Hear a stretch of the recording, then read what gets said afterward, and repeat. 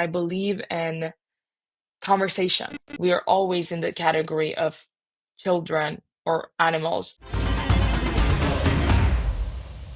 Um, my name is, as you said, Negin, and I'm a 29-year-old university student from originally from Iran, live in Sweden now, and I study poli science. And I'm a political activist for freeing Iran.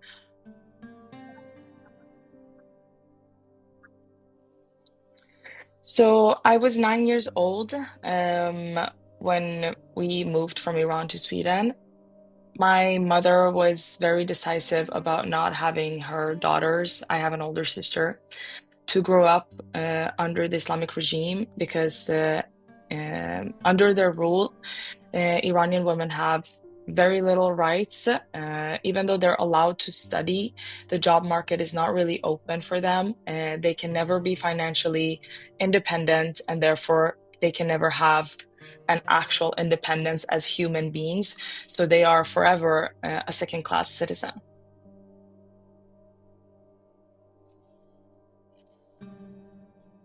It means a lot, although since I was 9 years old, I've lived in Sweden. I would say there's a mix in me, but I think the Iranian patriotism is what taught me to not only love Iran, but also love Sweden and care for what is good for Sweden as well, and not only what I want or what kind of ideology I believe in, but to think what is good for me and my compatriots, whether it's for Iran or for Sweden.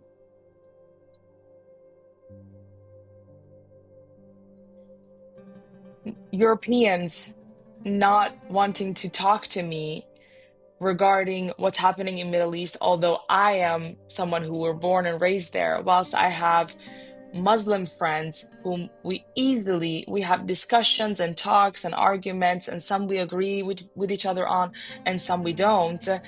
But we're all actually from the region, and we can easily talk about it because for them, the religion is not weaponized. They believe it within their hearts, and they love what they believe in. Their heart is in it, to put it better. And I think that is what truly shows the main difference, because one is being used as a tool, and the other, it's a personal belief where they feel better about what they believe in, and it makes them a better human.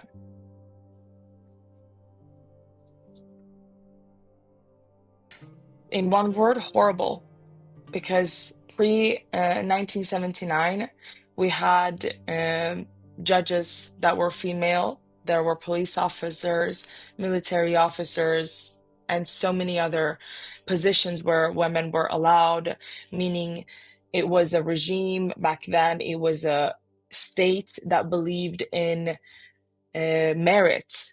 Someone who can, that's the person who should be in that position, not based off of sex or gender. It was based off of what you can actually provide for the position. And today, not only do we not have that as women, to give you a small example, in the court, when you have a male witness, you need two female witnesses to counter that, meaning a woman is by law half of a man according to that system. And therefore, we are always in the category of children or animals, those who cannot speak for themselves, which is absolutely ridiculous, if you ask me.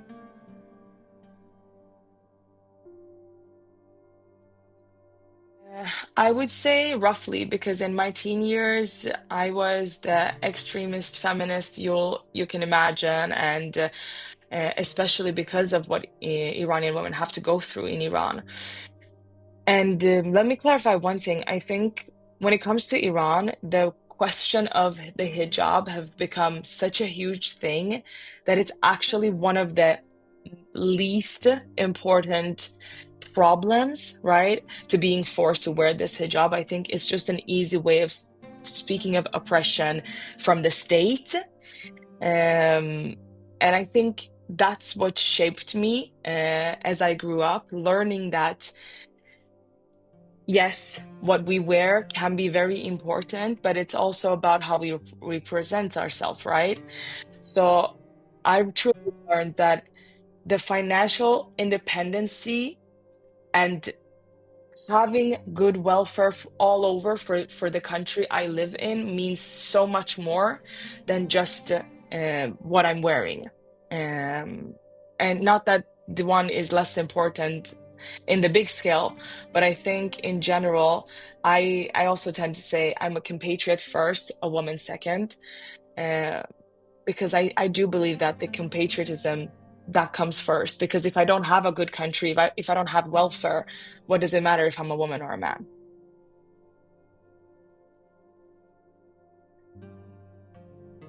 Being an immigrant and living in Sweden as a young person, to find ways to navigate through this world where I speak Swedish fluently, right?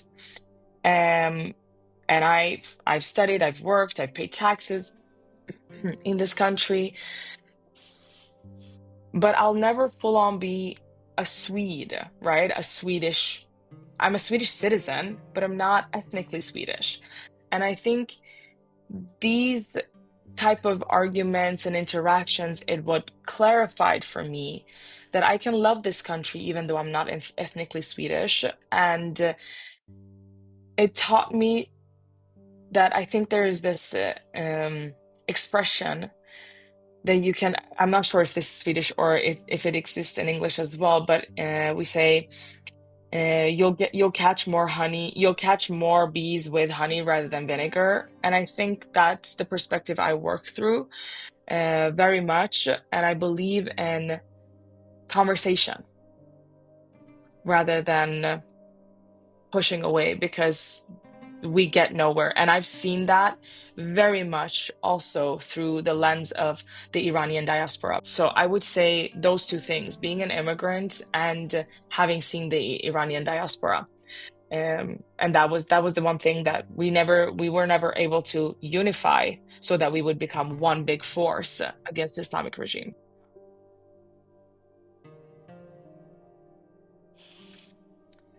So I'll say, first of all, this interview right here, because I think our paths crossing, our worlds crossing amongst the Middle Eastern and Northern African countries, and us unifying exactly what I was talking about right before, uh, against these terrorist forces.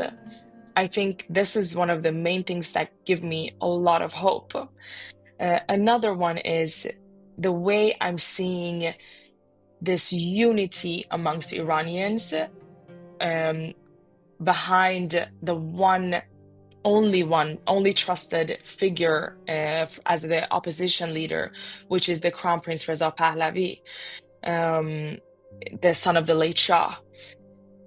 And this truly gives me hope because I was recently invited for a conference in Munich by His Majesty, and we were very, very many from the Iranian opposition, all from different sides. I'm talking from left to right, unifying behind one leader because we know, as history have showed us, no revolution or change of regime will happen without a trusted leader. So I think these two things they give me a lot of hope.